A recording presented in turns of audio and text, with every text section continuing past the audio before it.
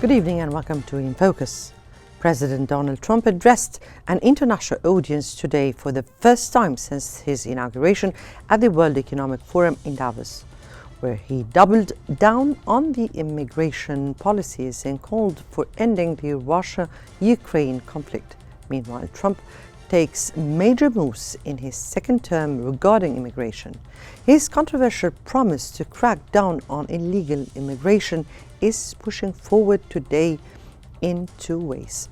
The Pentagon will send roughly 1,500 active duty troops to the US-Mexico border, and Congress passed the Laken-Riley Act, making it easier to detain and deport anyone in the US without legal status if they have been charged with a crime. Let's dive in.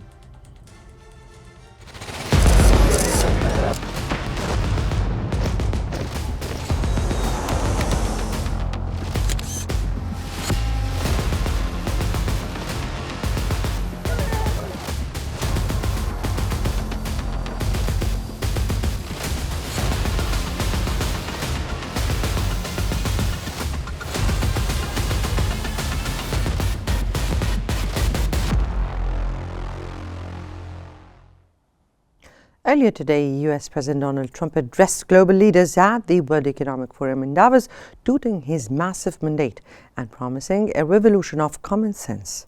Trump vowed to bring an end to the Russia-Ukraine war during a virtual speech at the World Economic Forum in Davos, Switzerland.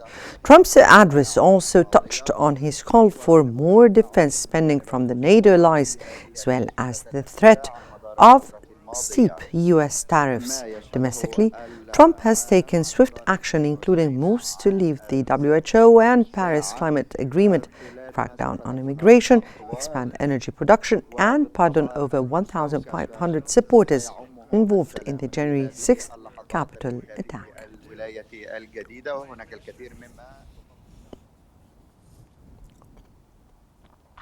Welcome back, and for more analysis, we're joined from New York by Mr. Ahmed Maharem, writer and political analyst. Good evening to you, sir, and welcome to Qnews.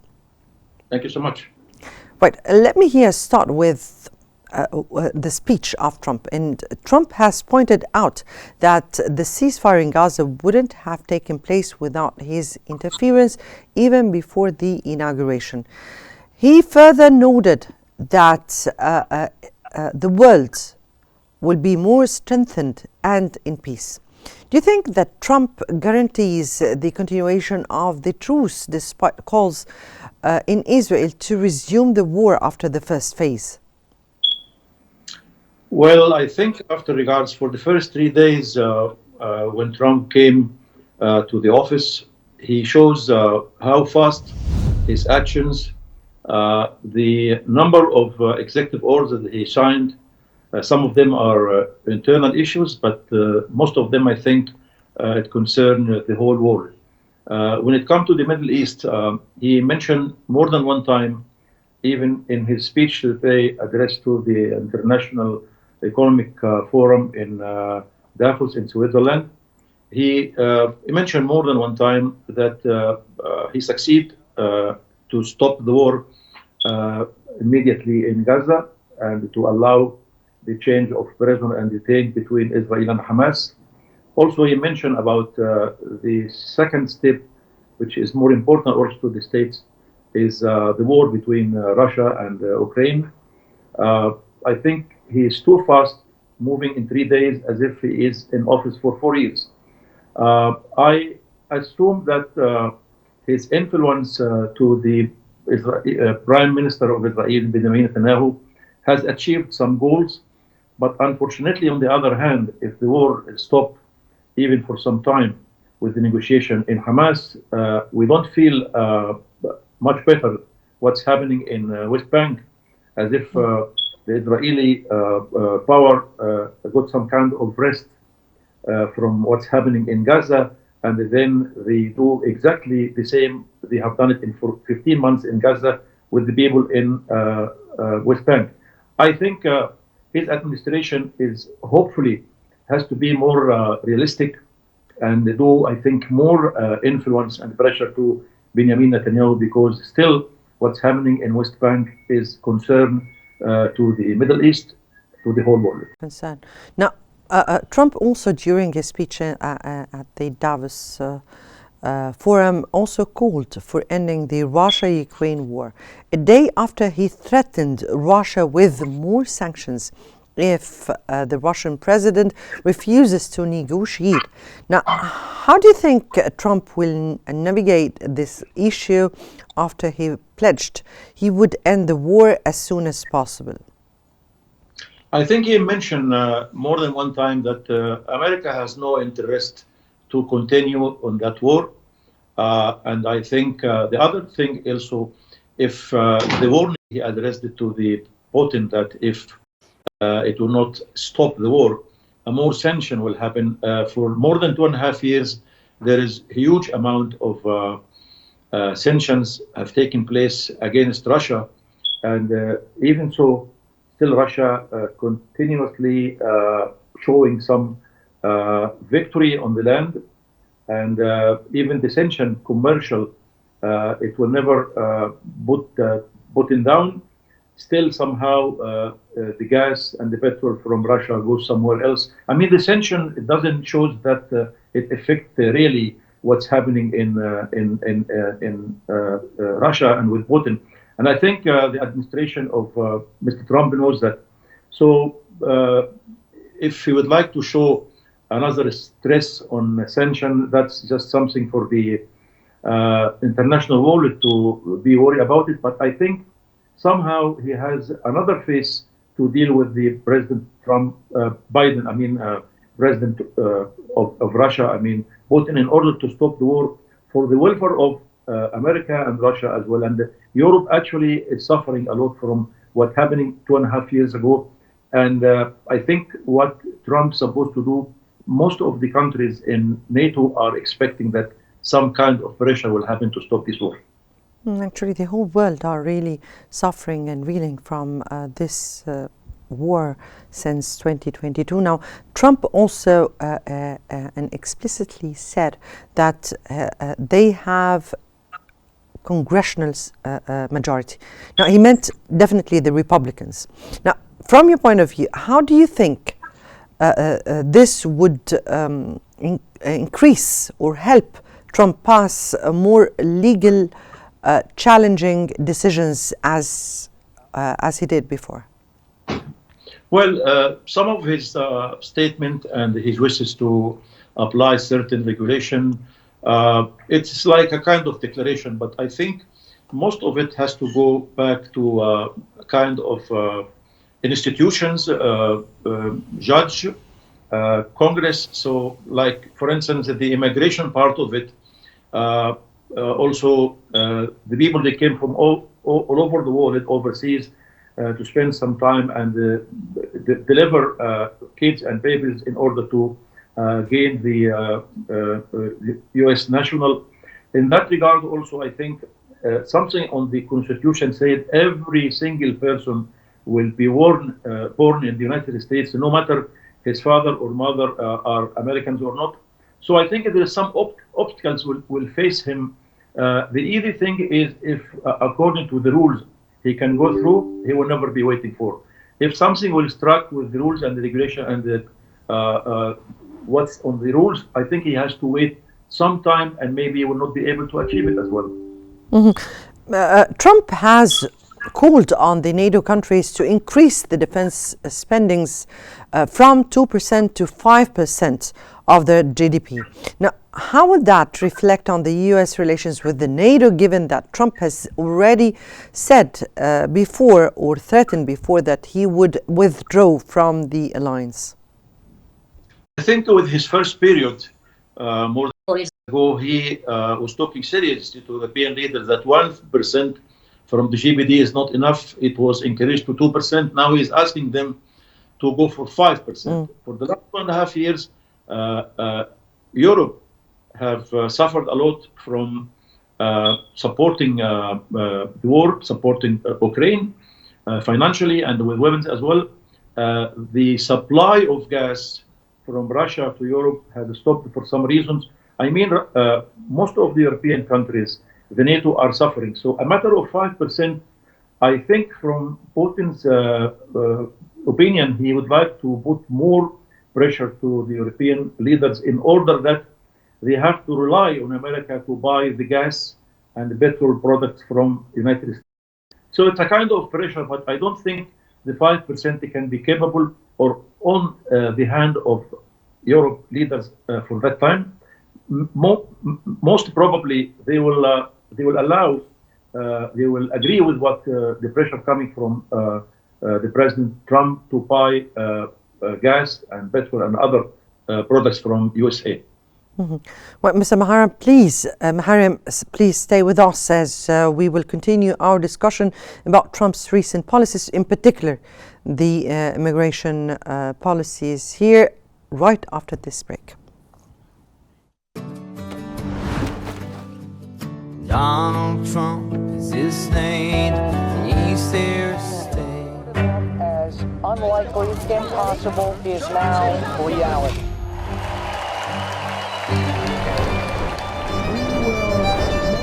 America powerful. We will win, win, win.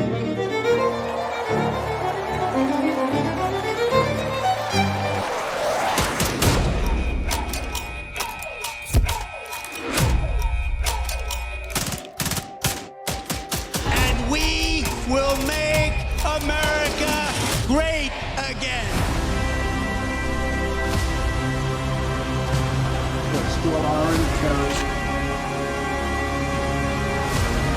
We will very quickly make America great again. The Washington Post reports that President Trump is preparing to deploy 10,000 troops to the southern border to assist Border Patrol in blocking asylum access and enforcing new immigration policies. The deployment includes at least 1,500 active duty soldiers joining the 2,500 troops already present. Border agents are directed to use emergency powers to prevent migrants from entering, citing potential health risks. The plan includes a significant increase in detention capacity, with additional facilities being built and a focus on deportation via air. The military will help build barriers and boost surveillance efforts with the goal of achieving 100% operational control of the border. The administration is also halting legal guidance programs for detained immigrants.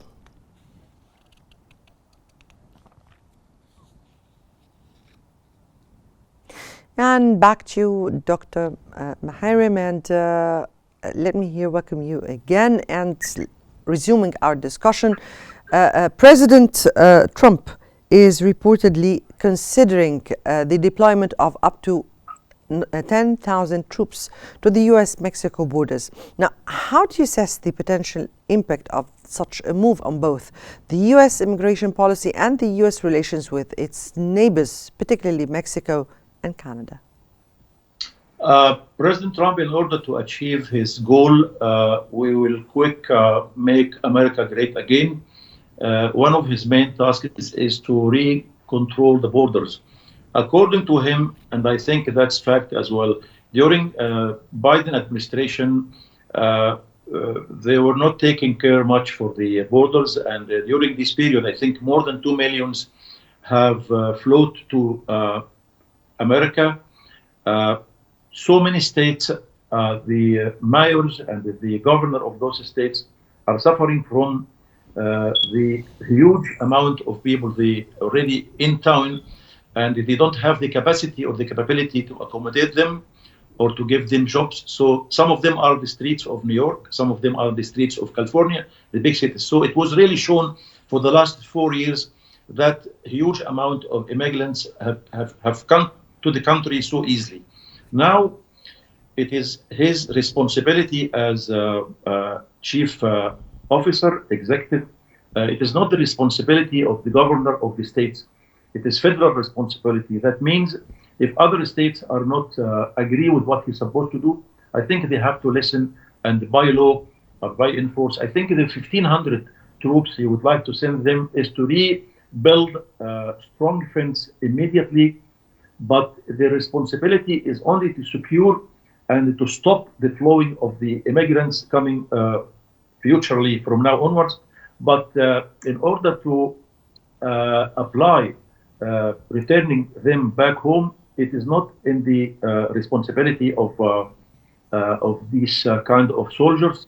It is the responsibility of the other department in the Secretary of State, I think. But it will take some time because it needs a lot of manpower and financial support. I was told that last year they have shortage in that regard, 230 million. And in order to have the facility to accommodate these people, there is 2 million are already having orders to be out of the States.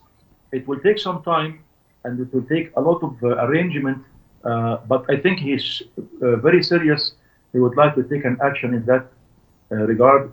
From the other point, some business people, they are talking that will not be easy because some of those workers, either they are legal or illegal, are working in different difficult positions.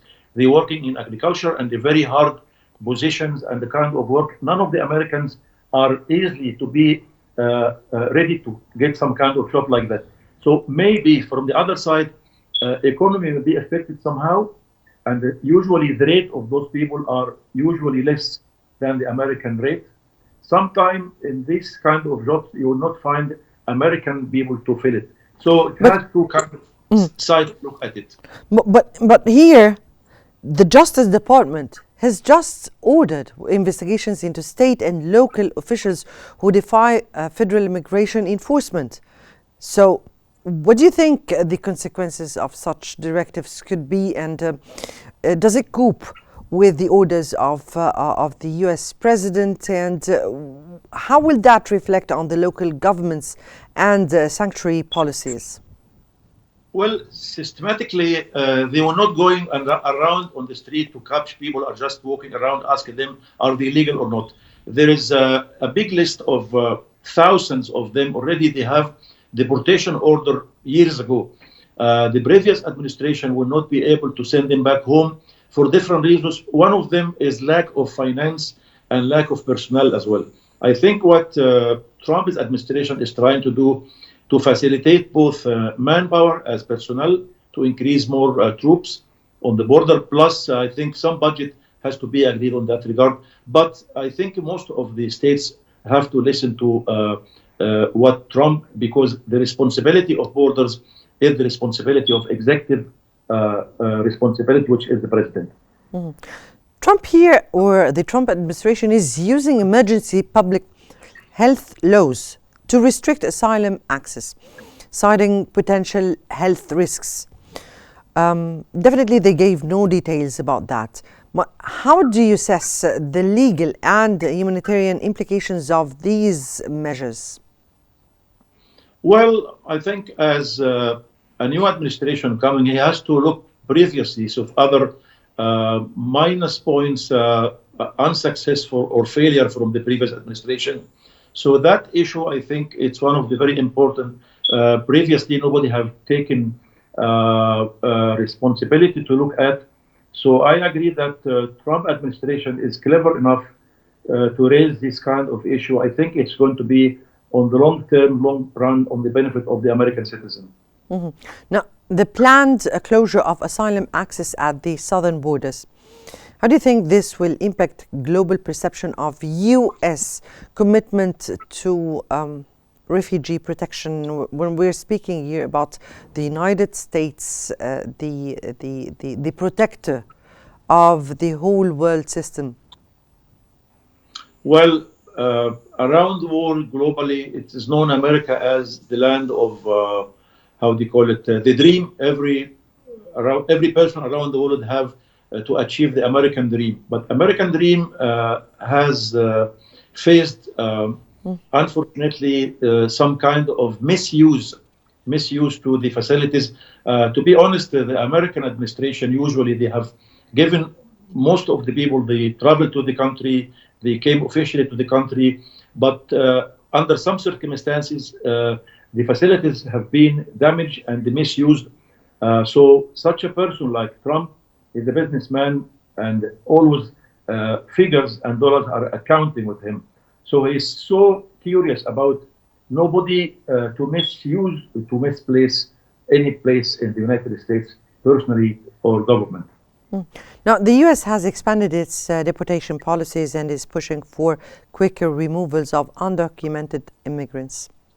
What do you think are the long-term effects of this policy on U.S. society and its legal system?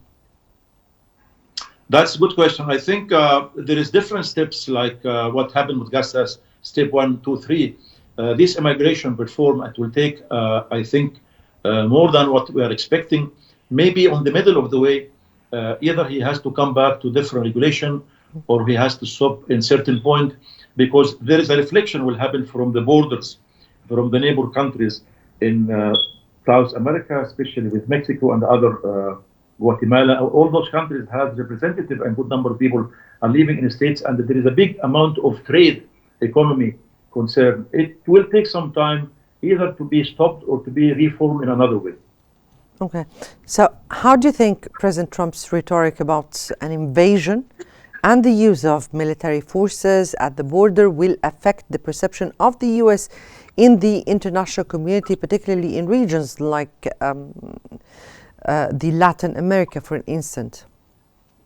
Well, the military force is just to secure the borders, but I don't think that it's not going to be any more something to make other neighbor of America are fear of. It is just to secure the borders in order that not everybody can escape and come to the country. Do you believe that President Trump's approach to immigration would face significant legal challenges? We already saw some of the legal challenges, particularly regarding the expanded removal policies. What do you think? I think what he's trying to do, according to him, is to secure the country and to defend the economy, and not to give a chance to other countries to misuse the facilities of American citizens and people. But from the other side, I think he will face some kind of obstacles from the legal part of it, or even on the long term from the good relation with good countries are neighborhood, and they have good relation with them economically. And not everybody coming to immigrant is a criminal. Criminal already are registered as a criminal.